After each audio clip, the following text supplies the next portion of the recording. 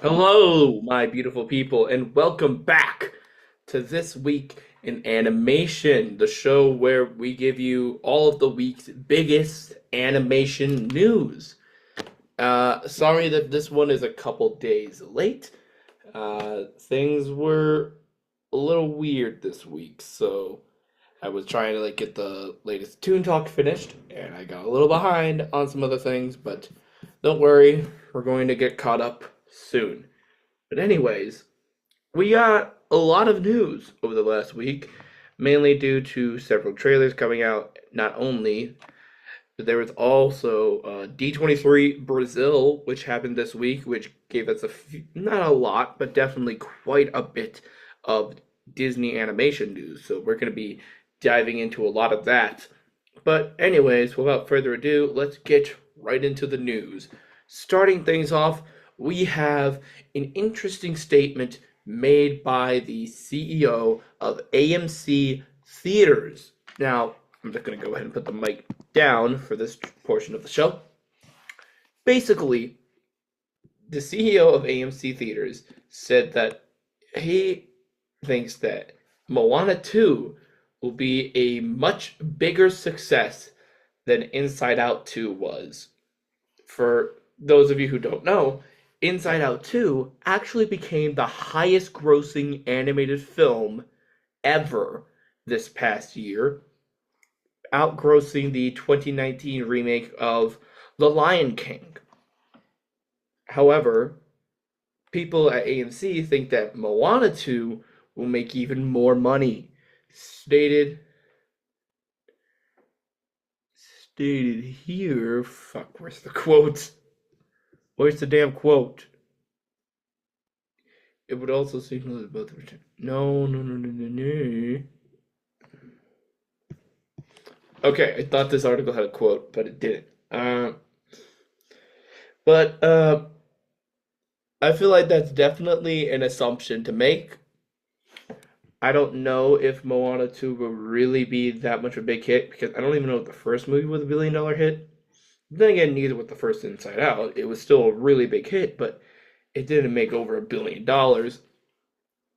But, I definitely do see Moana 2 making money, but I don't know if it's going to become the biggest animated movie of all time because even though it's not coming out the same week anymore, it is still in competition with Wicked, which is going for a very similar audience of them both being movie musicals. But we're just going to have to wait and see on just exactly how well Moana 2 is going to be. Okay, we got a bit of an update on the long rumored to be in development animated prequel series to Smallville. Basically, for those of you that don't know, for a while, the creators of Smallville have been trying to make an animated prequel to the show, which, not a prequel, a sequel series to the show. However, the creator of Smallville, Tom Welling, said that it's not a priority at Warner Brothers at the moment, which, it makes sense. Warner Brothers already has an animated Superman show on the air right now with My Adventures with Superman, and they're trying to get their new live action Superman up on the big screen with James Gunn's Superman coming out next year. And, as much as DC likes to make a lot of money with, a bunch of superheroes all at the same time happening, it makes sense on how, with all of the different comic book and, in particular, DC stuff that Warner Brothers is making, trying to expand their cinematic universe, making the direct-to-video movies, and still trying to keep the cartoons as a fun tradition. It makes sense that a sequel to Smallville is kind of not on the priority list, especially when they kind of ended that whole CW era of DC. But I don't know, this doesn't mean that we won't ever get a sequel series to Smallville, but but we're just gonna have to wait and see. All right, moving right along. The rights for the Prince of Egypt musical is officially available to license via the Music Theater International. For those of you unaware, yes, there is in fact a stage musical based off of the Prince of Egypt, with Steven Schwartz coming back to write some new songs. And for those of you that are still unaware, licensing is when a stage show is up for just about anybody to put up for a certain fee, usually through various third parties such as Music Theater International. This is how, say, a high school or a community theater can put up a production of, say, Fiddler on the Roof or Sweeney Todd, but it not officially be like the one you would see on Broadway, if that makes any sense. Try to explain like basic theater shit to like the animation fans. But like, anyway, the Prince of Egypt musical is officially available to license. Now, I've yet to listen to the Prince of Egypt musical. I assume it's going to be phenomenal if it still has all the songs from the movie, but it is very rare that you will get a staged adaptation of a non-Disney animated film. I believe this and Anastasia are just about like the only examples of like non-Disney animated movies being turned into a stage musical, which is kind of funny because Anastasia is now a Disney movie, and there were, but even before then there were like still some like cartoons that got the stage treatment, like Charlie Brown way back in the 70s, and more recently with SpongeBob.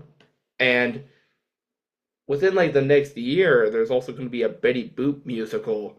So hopefully we can see more animated TV shows and movies make the way to Broadway. Moving right along, speaking of animated musicals, a song for Moana 2 called Beyond was released ahead of the film's American release date. I'm not going to play the whole song for you here because of copyright reasons, but here's a GMM, a Good Morning America video, talking about the song, and I believe showcasing the song as well. Yeah. You can guys go ahead and check out that Good Morning America video about that. But anyways, let's just go ahead and move on to more fucking Disney news. Again, D23 Brazil was this week. We got a bit of an update on Spider-Man. No, not Spider-Man and Your Amazing Friends. That's what I was going to call it. We got a bit of an update on Your Friendly Neighborhood Spider-Man, the upcoming animated series for the MCU. Basically, we know that the theme song of the show will be a spin on the classic 1960s Spider-Man theme song. Spider-Man, Spider-Man. That one, the one from the Ralph Bakshi show. And, that song has gotten so popular that it's kind of made its way into every live-action iteration of Spider-Man, at least on the big screen, and even in the Spider-Verse films. And actually, I don't remember if it was in the Sam Raimi trilogy or not. I'll have to comment section, please correct me on that. But it's going to be the theme song for Your Friendly Neighborhood Spider-Man, but with an additional contemporary rap verse. I am intrigued. Do I think it's going to be good? Probably not. Then again, like, Spider-Man is usually best when he's like street level, so I guess making Spider-Man a rap kind of makes sense. I don't know. I'm just gonna have to listen to the song to determine if it's gonna be cringe or not. But we're gonna have to wait till January to figure that out when the show drops on Disney Plus. All right, more Disney news. We got our very first image of the live action Lilo and Stitch remake, which will be coming out in summer of 2025 in theaters, which is great because it was supposed to be released on Disney Plus, and they never really do that anymore. And we got this little image of Stitch right over there. And honestly, this is like our first like proper like HD look of Stitch in like the context of the movie. Stitch doesn't look bad. It kind of reminds me of like the Pokemon movies with the live action Detective Pikachu. That's what it is. Well, like it's really just the Stitch design we all know and love, just with more details and then computer animation. Well, I think the thing that's like getting like most people are the eyes. Like instead of having like the cute little stitchy eyes, it's like those deep black Funko Pop eyes. I don't know, but then again, the creator is still involved in this remake, so I guess if he's fine with it. Also, I believe that we get see a little bit of Lilo in this shot, judging by this little outfit. So, yeah, we're gonna see a little bit of Lilo in this image, and ultimately, I'm cautiously optimistic about the Lilo and Stitch remake. Now, do I think it's going to be like a masterpiece? No, it's a live action Disney remake, and I'm sure that it's not going to be nearly as great as the first movie, but I don't think it's going to be awful. Especially since, like, the voice of Stitch and the director of the first movie, Chris Sanders, is in fact coming back to work on this, not only to reprise his role as Stitch, but act as a creative consultant. So at least we're going to get that aspect. Okay. Stepping away from Disney just for a little bit, the Grammy nominations were announced this week for the 2025 Grammy Awards, and we're not really going to like focus on like any of like artist of the year or shit like that, because quite frankly, that is not what this is about. And if you guys are wondering, my pick is Chappell Roan. But what we're here to focus on are the animation nominees, the nominees for various different songs for movies and TV shows that has animation in them. Let me just try and find those categories right quick because there are some animated projects in here. I just gotta fucking find it. Oh my god. We got more like generic music stuff. So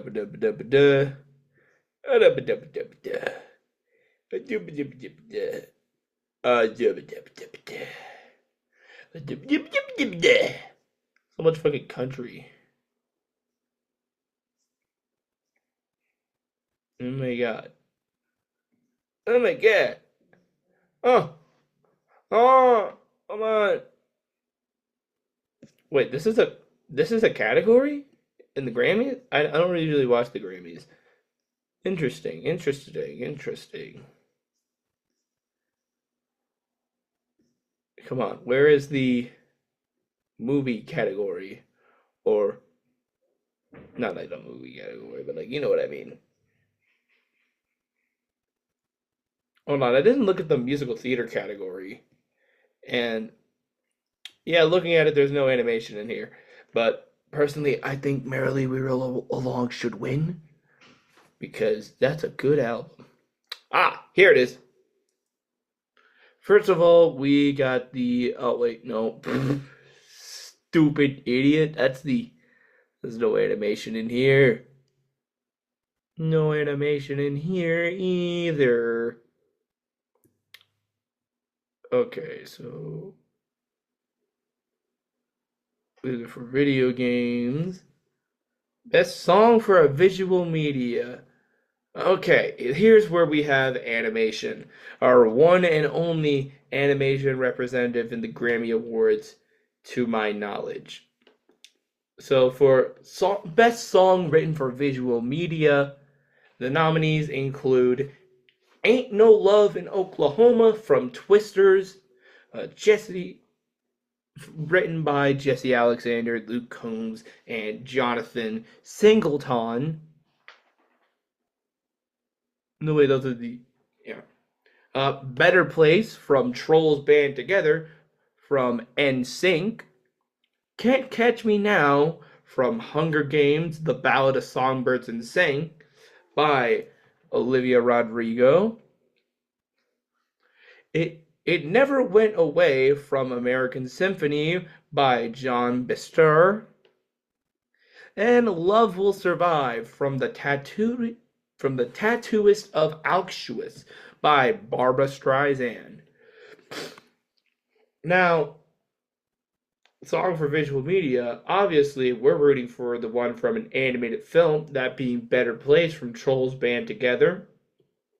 But I think objectively the best one is Can't Catch Me Now from Songbirds and Snakes, because that's objectively the best one. And I believe that is it for the animation stuff. Yeah. So yeah, Trolls Band Together got nominated for a fucking Grammy, if you could believe it or not. But then again, the first movie got nominated for an Oscar, so, but it's all just for the music. I mean, the original songs in Trolls are not bad, especially when Justin Timberlake writes basically all of them. This time, he reunited with his old boy band, so that's neat. But yeah, what do you guys think of A Better Place from Trolls Band Together getting nominated for a Grammy? Not an Emmy, fuck. Alright, moving back to the Disney news. Ice Age 6 is officially happening. God damn it, I thought this franchise was dead! Fuck! We're bringing back this fucking franchise. We attempted to, like, bring it back from the dead back in 2022 for Disney Plus with that spin-off movie, but now we're bringing it back once again with a fucking official 6th installment, bringing back Ray Romano as Manny, and presumably also John Leguizamo as Sid the Sloth. Why the fuck do we need an Ice Age 6? The last movie, the Buck Wild spin-off movie, was awful. This is truly a franchise that kept getting worse and worse and worse with every movie. And like, if you count the Buck Wild film, this is the 7th movie in the franchise. And the Buck Wild movie was awful. Go watch the Toon Talk to know more. And if we're getting like another fucking Ice Age movie, we're getting the 7th film in this franchise. Oh my god, how bad is this movie going to be? Especially when this is in Disney's hands now, because Blue Sky shut down a few years ago. I don't know like what division of Disney will like handle Ice Age 6, but fuck, I know it's going to be awful because it's an Ice Age sequel, and these movies keep getting worse and worse and worse. But at least we know that the scratch segments will be funny. Anyways, moving on to something more positive, they have officially begun writing the script for Incredibles 3 over at Pixar. Now, again, not much update has been given since then. They did not give a release date at D23 Brazil. All we know is that Pixar is currently writing the script, and Brad Bird is still attached to direct. It is interesting because we don't know what this movie is going to be about, especially since they legalized superheroes at the end of the second film. So it's going to be interesting to see how they're going to follow it up. But hey, I'm not mad over the fact that we're getting an Incredibles 3 relatively soon after Incredibles 2 compared to the gap between the first and second film. So hey, more Incredibles in my book is not a bad thing. Like, I know a lot of people have like mixed feelings about Incredibles 2, but I really liked that movie. I thought it was a good time. But moving right along, speaking of Pixar, we also got our very first look at their next movie after Elio, but before Toy Story 5, we have Hoppers, which is basically about this girl whose brain gets swapped with a beaver, and obviously it's like a very like low res like bootleg image of this, but I'd imagine it looked pretty good. I can only like. Why do I have the very strong feeling that this beaver in the crown is voiced by Pete Davidson? I don't know why. It just feels like it. He's either I'm calling it right now. This guy, this guy is either voiced by Pete Davidson or Seth Rogen. And if I'm wrong, I will drink my own piss on camera. I'm not actually gonna do that. But yeah, it doesn't look bad. Looks like a Pixar movie.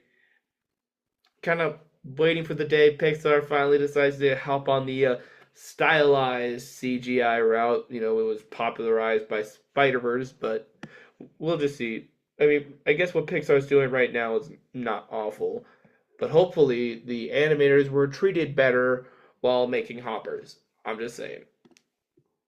Okay, I doubt this is going to be as good as Hoppers, but we got a brand new poster for Mufasa the Lion King, which is the upcoming prequel to the 2019 Lion King remake. Everything about this poster, everything about this looks off. Like, the background looks like it was made in AI. Like, Rafiki and Timon look weird as hell. Because, like, I don't know, like, they're supposed to be like a real monkey and a real meerkat, but like, I don't know, they're standing on their hind legs and making movements that like real monkeys don't usually do, and real meerkats don't usually do. And like, there's a shit they didn't do in the first movie either. And like, I guess that they're like trying to like fix the criticism that the first movie had, and like trying to be more stylized with it, but also like looking like you could be in the same world as it. Because like in the trailers, they like do have more expressive faces compared to the first film, but I don't know, man. I'm still very cautious about this movie, and I genuinely don't know if it's going to be any good. But we're just gonna have to wait and see. Hopefully, the Lin-Manuel Miranda songs are good. Anyways, moving right along to whatever our next story is. Sorry, the fucking Zoom bar is in the way. Good. Damn it. Just need it to go away. Moving right along. Speaking of Lin-Manuel Miranda, we got a little bit of a streaming update. Moana is apparently the biggest movie on streaming ever, according to Disney. It is the most watched streaming film on Disney Plus, which is funny because it's not even an original movie for Disney Plus. I assume that the reason this is because the sequel's coming out pretty soon. Not to mention, Moana is like a really good movie and it's very fun with beautiful animation and great songs. But you know, it's kind of neat. It's kind of a neat thing to see. Really neat. I like it. It's cool. What's not cool is how Ridley Scott is viewing AI right now. So Ridley Scott was on press for Gladiator 2, right? And he had a very interesting thing to say about AI. He wants to embrace the use of AI in films. In fact, he even said,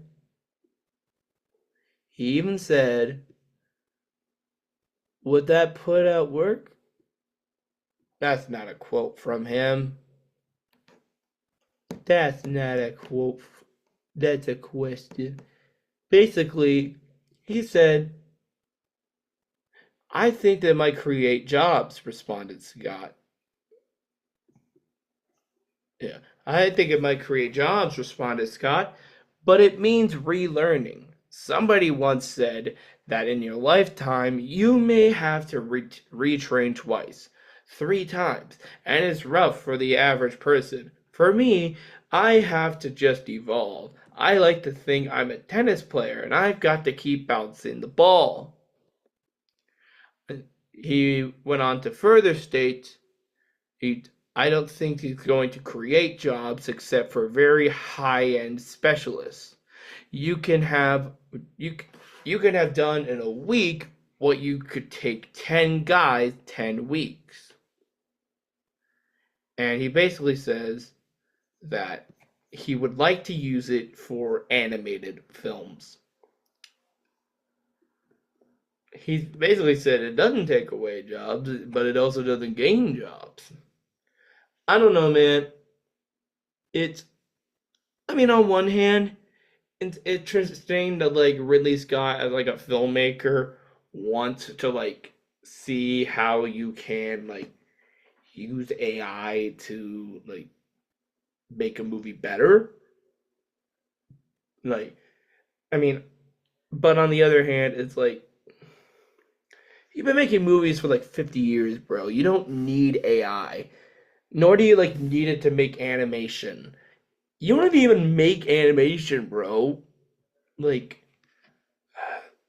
I'm just saying, like, AI should be used as a tool to help artists, not as a way to replace them.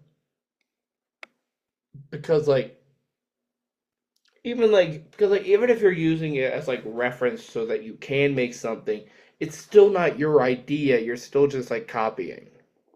You're still committing plagiarism at the end of the day.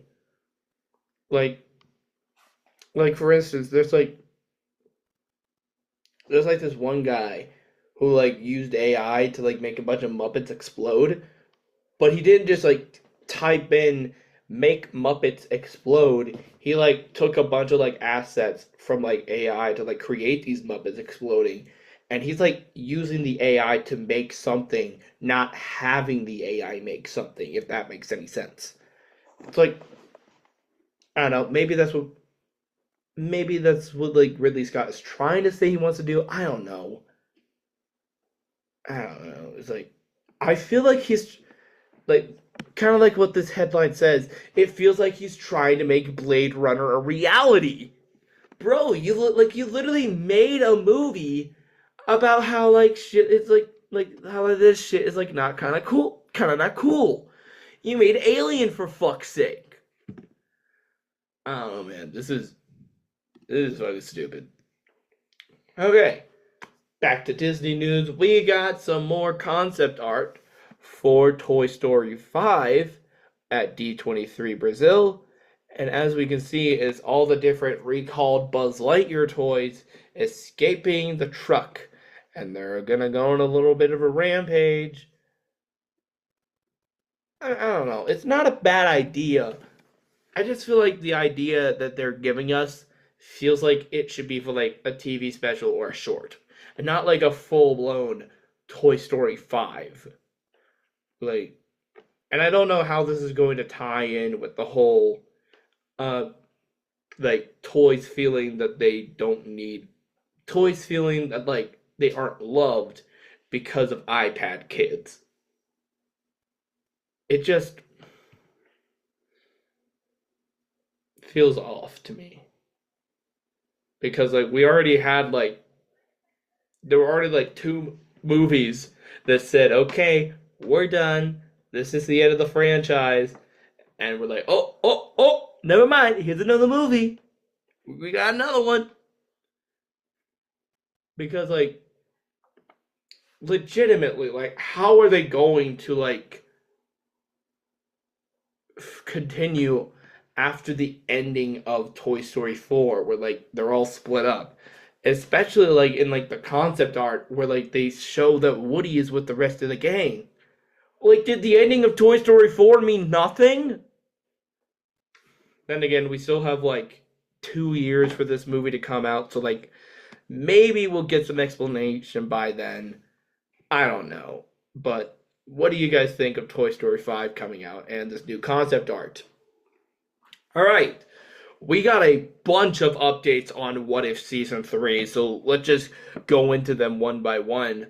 To start things off, Storm, the very popular character from the X-Men, will finally be making her MCU debut in What If Season 3, and she's going to be wielding Mjolnir in one of the episodes, much like a popular comic where she got Mjolnir. Here's a look of her in the official trailer. My girl's looking fucking sick. Oh my god, that is awesome. I don't think it was revealed who's going to be voicing her, or if the voice of Storm will be uh, reprising her role in live action. But here's the comic panel to which this episode will be based off of. Like, what if Storm was an Asgardian and, she can wield Mjolnir and stuff like that. But honestly, I think this is fucking sick. It kind of does make sense. Like, what if Storm was an Asgardian? Because, Thor's the god of thunder. I mean, her mutant powers are like, controlling the weather and shit like that. So it's pretty cool that Storm is finally in the MCU. And it's not like, oh, Halle Bailey is back as Storm. No, this is like a brand new version of Storm. Because, like, in previous MCU projects, like when we got the MCU debuts of like popular X-Men characters, it was, oh, Patrick Stewart's back as Professor X. Oh, Hugh Jackman is back as Wolverine. But this is a brand new version of Thor. Not Thor. This is a brand new version of Storm in the MCU. This is the MCU's version of Storm, and not just here's the version you know and love for nostalgia's sake. I'm excited to see Storm in the MCU. What about you guys? Speaking of What If Season 3, we got a poster for it, and we got the release date of December 22nd, which we already knew. And as you can see, we can see some of the hints on future episodes. We got the Watcher over here. We got Red Guardian and Bucky right over there. Oh, we got Storm in the MCU. We got White Vision. And we got a bunch of other people. Looks like we're going to get based on this low-res picture, it looks like we might be getting a Wakanda Forever episode, which would be fun. And yeah, we're finally going to see the return of White Vision, even though it's most likely just going to be a what-if episode of WandaVision. But, hey, I'm looking forward to seeing what If Season 3 has to offer, because I really did enjoy the first 2 seasons. Alright. Speaking of What If Season 3, we got another update, and that is the fact that Anthony Mackie will officially be voicing Sam Wilson, Captain America, in What If Season 3, along with some other MCU actors making their debuts in this season, including Oscar Isaac as Moon Knight and Simu Liu as Shang-Chi. But we're going to get into all of that when we finally decide to watch this trailer right over here. But like, we got this beautiful image of Anthony Mackie right next to Monica Rambeau. And it's crazy to think that like we have not seen these two characters interact until now. Because like, Captain America right over here, and, one of the big heads of Sword, it's, like, kind of insane that, like, they have not interacted until, like, this What If episode. And, like, one of the biggest criticisms of the multiverse saga that, like, a lot of the projects have been so separated. Like, on one hand, it's good that, like, you can kind of, like, just, like, tune into, like, whichever thing you want without having to, like, worry about it. But on the other hand, one of the things that made the MCU so special to begin with was the interconnectivity of it all. And, the Multiverse Saga, we're well into Phase 5 and still don't feel like connected. and like they've had to change course so many times because of the things going on with Jonathan Majors and Chadwick Boseman dying because like but either way, at least we know that like what if we can like get these crossovers that we've been kind of demanding for the past few years. Like we finally get to see Monica Rambeau and Sam Wilson interact with each other because they've been pretty big forces in the multiverse saga. And I just want to state, Captain America has only been in one project in the entirety of the multiverse saga so far. Like he did not show up in like I don't know Wakanda Forever or like I don't know She-Hulk or like anything or the Marvels or anything like that. Like it's Captain America right over here. Captain America, at the very least, Steve Rogers' Captain America was like the secondary main character along with Tony Stark. Where like Sam Wilson as Captain America has only showed up in like one project, soon to be two.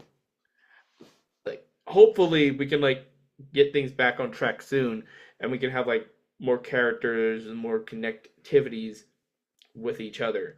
But yeah, that's my little rant about the MCU right now.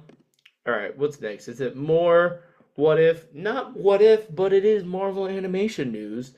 They showed a sizzle reel at D23 which included a little sneak preview of X-Men 97 season 2, which showed Magneto with a beard. And we do not have access to this image to my knowledge, but we do know that Magneto will get a beard in season 2 of X-Men 97. So we're just going to have to wait and see on what that's going to look like. All right, finally getting away from the Marvel news and the Disney news in general, we got our very first poster for the 20th anniversary of the Polar Express. Now, yes, Polar Express is 20 years old. You are old. I am old. We're all fucking old. And this is just a beautiful poster, in my opinion. It doesn't necessarily reflect the art style of the movie, but it's just a beautiful piece of art with like, we got the main kid and the hobo on the train with the ticket on the track and with the tagline 20 years of believing. Oh my god, this is just a work of art, and even though we're in the middle of November, it does kind of want to get me in the Christmas spirit and get my hot cocoa and watch the Polar Express, man. It feels so homey. I love it. Yeah, it makes me want to go ahead and watch the movie, even though it's technically out of season. But what do you guys think of the poster for the 20th anniversary of the Polar Express? Moving right along, Morgan Neville, who worked on the Piece by Piece Pharrell Williams biopic, gave a pretty interesting interview on how different the visuals for Piece by Piece were compared to the previous Lego movies. This main quote being, "There were things we did very differently to better reflect Pharrell's story." So if you guys are interested in checking out that interview, it is available on Discussing Film's social medias. And frankly, I personally didn't really notice that big of a difference in like huge art styles between like the other Lego movies and Piece by Piece. Mainly due to like it was definitely more like you definitely tell it was more computer animated compared to like the older Lego movies. Although maybe it's just been a while since I've seen the previous Lego movies, but honestly, you could have fooled me. They look pretty similar in my book. But hey, what do you guys think of the art styles? All right, we're reaching the home stretch here. We got some casting updates for season 2 of the live action Avatar The Last Airbender series. And we got some pretty notable actors playing pretty notable characters in the future. Now we can just find the fucking, there it is.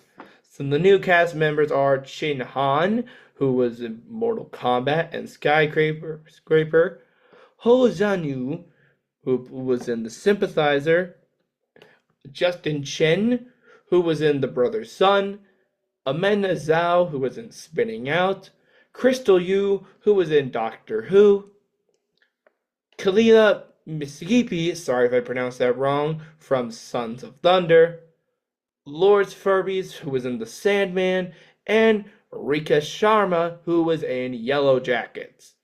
Now, for whatever reason, this article does not tell us who's playing who. No, wait, yes they do. But what is interesting to me is who will be playing the Boulder, the fan favorite character from season 2, who was conflicted about fighting a little blind girl. And you know what? I don't feel like scrolling down. So, like, who is playing the Boulder in Avatar? Maybe pronounce it right. Maybe spell it right. Avatar season 2. Alright, Camille Miskipi. And yes, I know we are all just very disappointed that it will not be The Rock. But we all know he's a fucking pussy who refuses to, like, lose a fight on screen. Yeah, I said it. The Rock's kind of a pussy for that role. But what do you guys think of this casting for the Avatar The Last Airbender live action season 2? Personally, I don't know who any of these people are, so I don't know if they'll be good picks for the character. But we're just going to have to wait and see. For our penultimate news story, it's not news at all. We had an anniversary this past week. We celebrated the 15th anniversary of the release of Fantastic Mr. Fox, to which it is a wonderful animated film.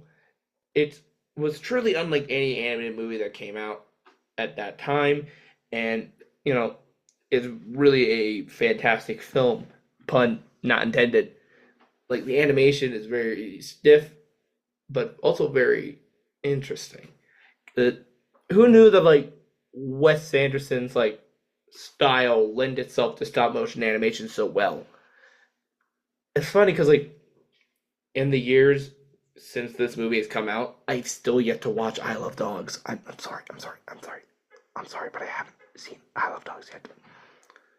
But I love Fantastic Mr. Fox. It's been a hot minute since I've seen it, but it is due for a rewatch any day now, and it really is a classic film, and I hope that people continue to watch it for the next 15 years. And for our final news story, we have a bit of an interesting thing surrounding Disney Plus.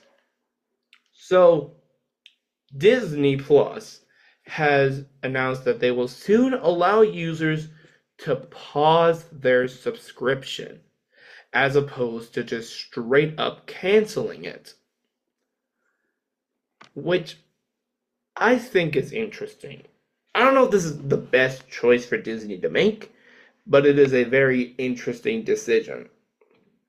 Because the way that Disney Plus works in particular, the way how, like, consumers use Disney Plus in particular, is that they will, like, stop subscribing to the service when a certain show is done. Namely, the Marvel and Star Wars shows. When they are done, they usually just cancel their subscription until the next Star Wars or Marvel show comes out. And then they're gonna have to, like, buy it again just so they can watch it. I think that this is actually a pretty smart move on Disney, actually, because, like, what if you want to, like, get this? What if you want to watch this show, say, but you don't want to, like, buy a whole streaming service that you're never going to use just so you can watch it? Well, with Disney Plus, you can, like, pay a monthly fee just then to, like, watch the show. But you can, like, put a pause on your subscription, and, like, they won't charge you a penny We won't charge you anything, but it's not straight up canceled. So like you still technically have the subscription, but you're not paying for it. And so you can resume it at any time. And so you can just watch the show you want to watch. Not only will it be like more effective for the people who just want to watch certain shows, it can be more cost effective on people that are paying for too many damn streaming services. Where like maybe like they can have like the streaming services in rotation if like other apps decide to pick up this method where like, oh, this week we'll be watching Netflix, Hulu, and Amazon, but like this other month we'll be watching Disney Plus, Max, and Peacock. It's a weird setup, but it could work. I can see this like actually being effective, not just for Disney, but for the consumer in the long run. Like I can see this working, but I want you guys to, I want to know from you guys, what do you guys think of Disney implying this with Disney Plus? Because I think it's fascinating. But anyway, guys, that is it for the news. Let's move on to the trailers.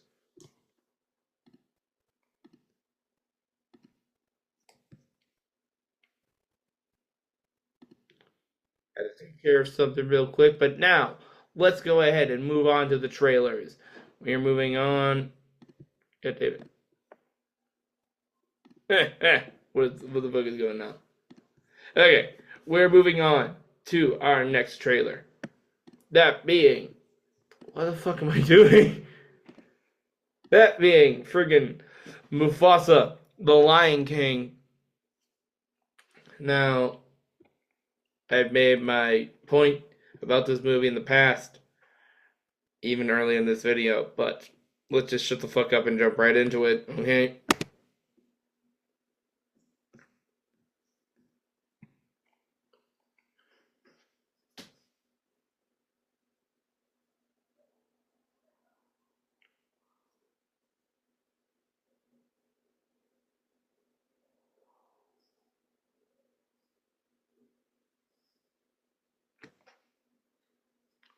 Okay, the faces. The faces are better.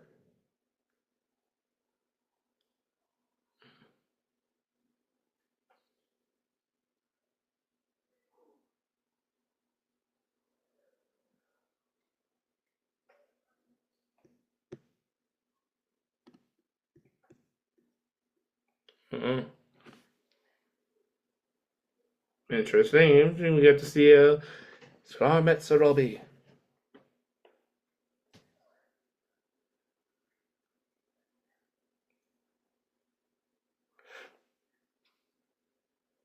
Interesting.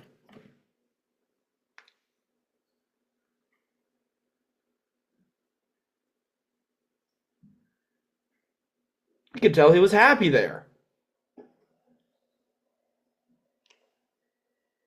He's scared. Oh my god.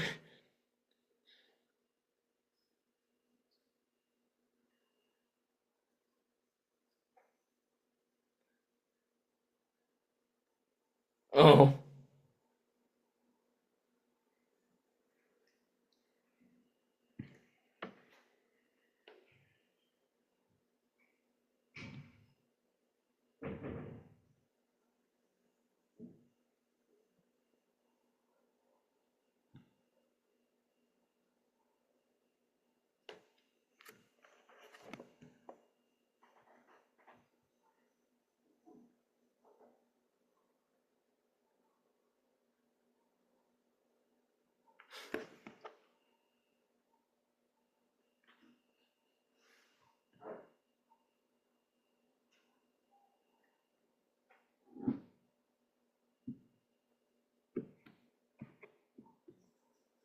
Okay, so that was the trailer for Mufasa, the Lion King.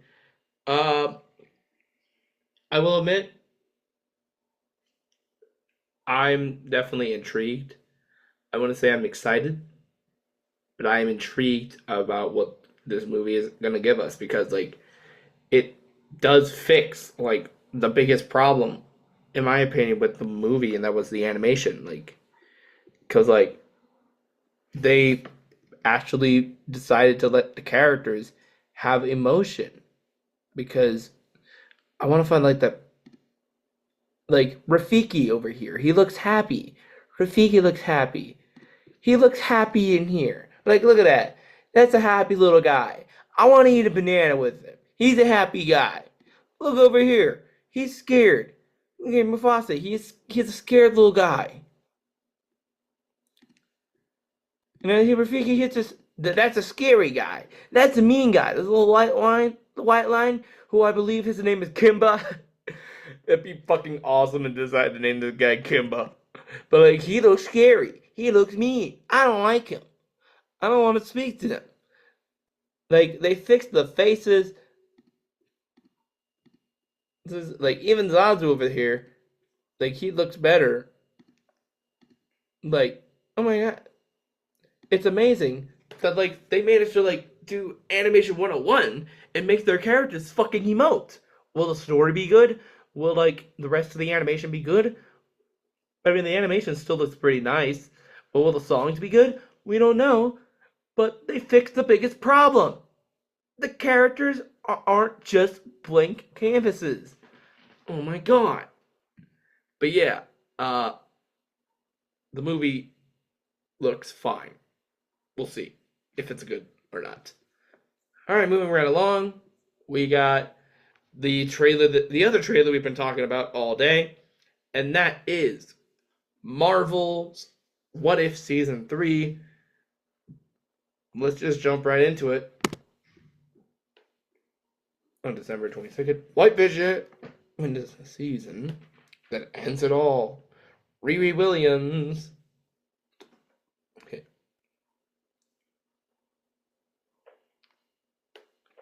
So was that like Shang-Chi and Kate Bishop as cowboys? Hell yeah.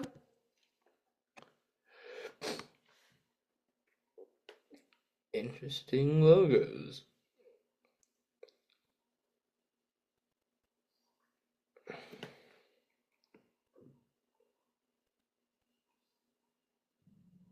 Howard the Duck. We love Howard the Duck. We stan him. Dormammu. Okay. Zeus. See, they're bringing Eternals in here.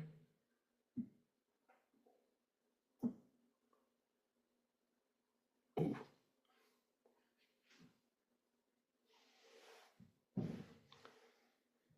Okay. Holy shit, they're bringing the fucking Avengers together with fucking Gundam suits. Hell yeah.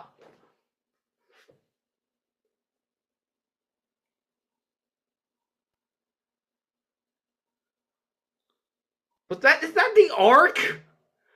Was that the Ark from the Bible? Is the Hulk? Hell yeah.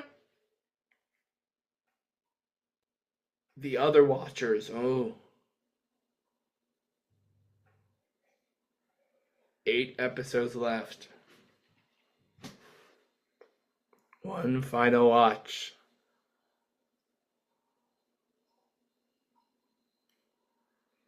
What If Season 3?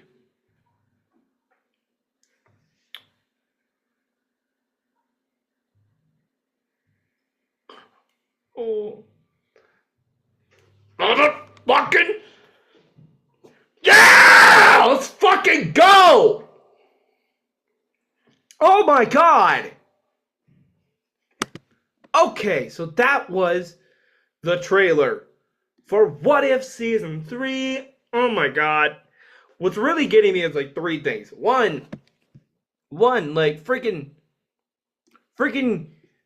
Kate Bishop and Shang-Chi as cowboys. I know that's gonna be a fun episode. Second is Storm, which I already did like an entire segment about Storm, and we all know that's going to be awesome. But the other thing that's like getting me is like we're having the Avengers.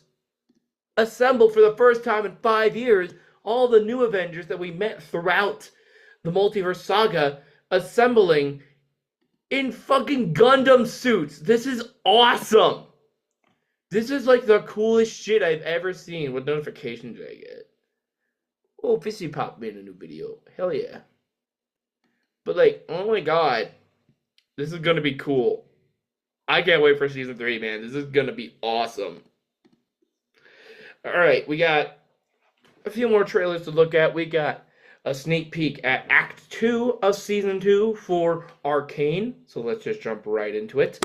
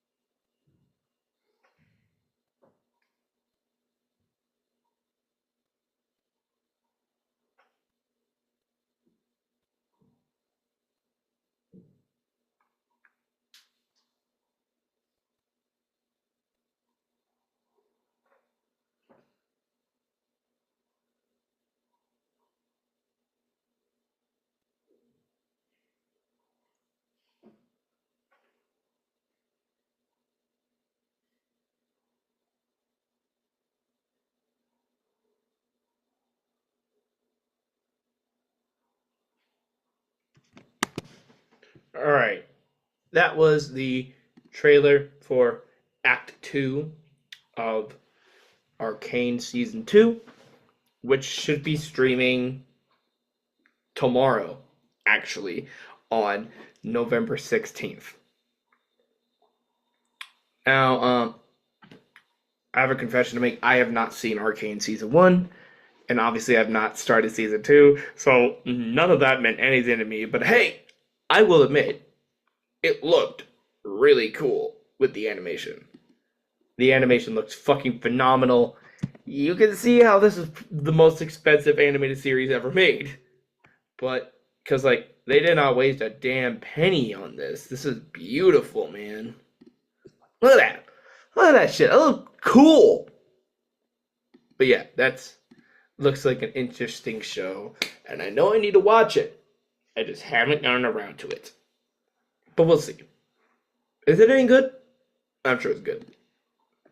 Alright, to our penultimate trailer, we got a brand new official trailer to the upcoming video game anthology series Secret Level, which is an anthology series where every single episode is based off a different video game. So let's just jump right into this new trailer.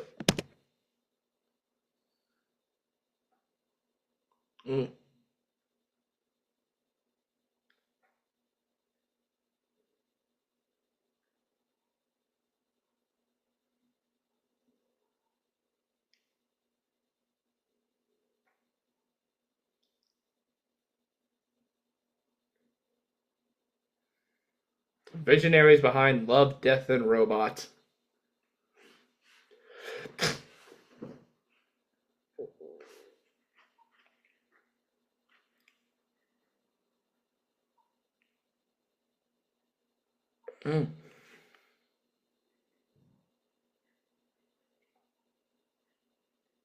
Groundbreaking stories.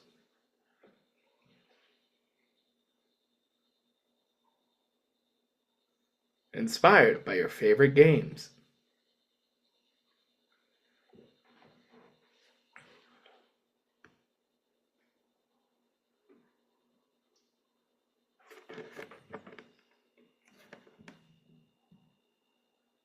Warhammer. Place it. Dungeons and Dragons, Pac-Man, hell yeah, and Mega Man Exodus, Concord. That game's not even up anymore.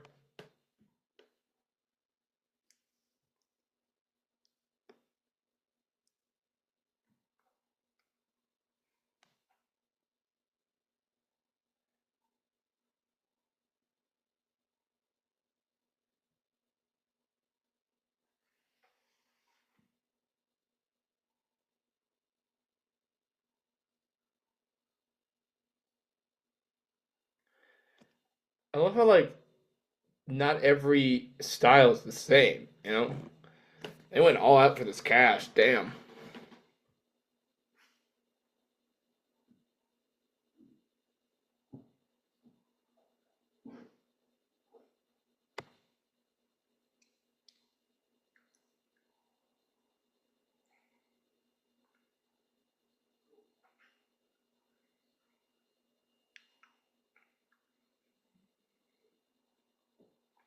The little guy.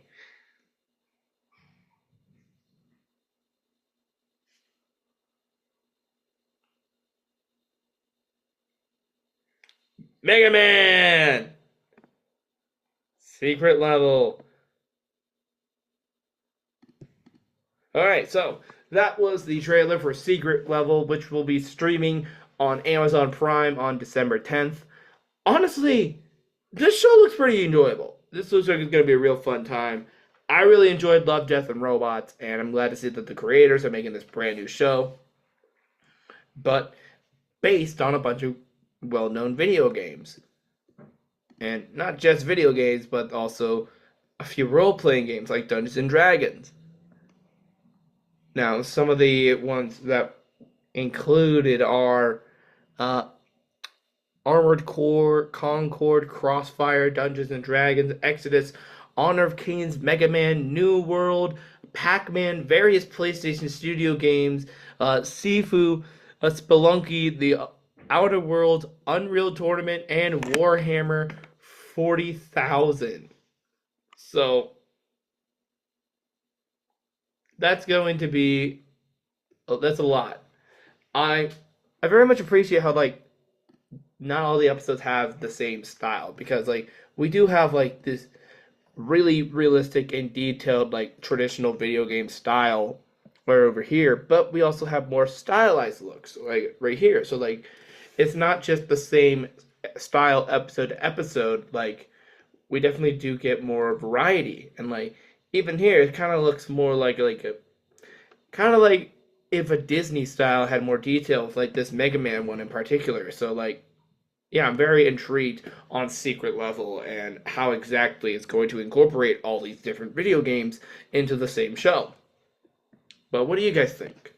And finally, we got our final trailer for the day, and that is the brand new trailer for the upcoming Family Guy holiday special, which will be exclusive to Hulu. They did it with Halloween, they might as well do it with Christmas too, because Lord knows there aren't enough Family Guy Christmas episodes. Let's just jump right into it.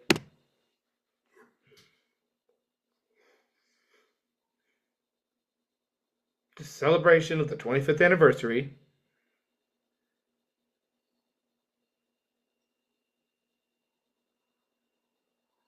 Oh.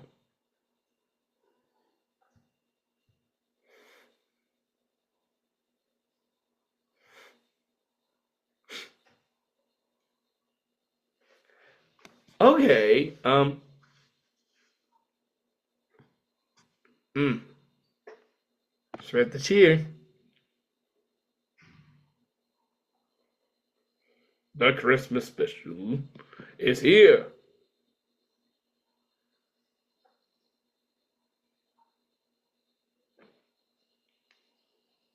Mm. Okay, so that was the trailer for the upcoming Family Guy holiday special. Honestly, I didn't check out the Christmas special. There was other things I had to do in October, not the Halloween special. But you know what? This one looks fine because like it had some neat moments. Like this little nativity moment was kind of neat. It's I believe like this is the first sex joke they've made with Quagmire in a while because like we're breaking into a woman's house and he says giggity. I'm surprised they can still do those types of jokes with him because they kind of turned him into a straight man. And that was like a big problem I had with the Halloween special when we reacted to that trailer. But hey, in the Christmas special, like, you know, he's saying giggity, he wants to get laid. And Honestly, it doesn't look bad. It could. What the fuck are you doing, Meg? What the fuck? Why are Meg's legs on backwards? What is wrong with her legs? Oh my god. That had to be a mistake. Like, what the fuck is going on with her legs? Oh my god. Like, okay, like, what the hell? Oh god. But yeah, if you guys are interested, it's weird seeing like a Disney hashtag for a Family Guy video still. But if you guys are interested, then the Family Guy holiday special will be streaming on Hulu on November 25th. But with that, that is it for this week in animation. What do you guys think of it? Please let me know down in the comments below. Also, I don't have a whole lot of channel news this week.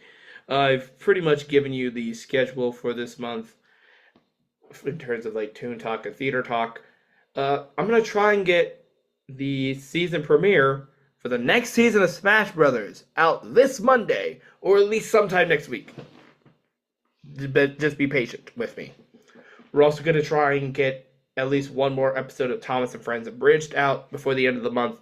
And we're going to have the long-awaited election episode of Animal Logic. I've wanted to like try and do more for this year, but like maybe try and make a whole other trilogy like we did during the last election. But that's not how things worked out this year, so you're just getting one. So you get what you get. But honestly, that's pretty much all the news I have for the channel.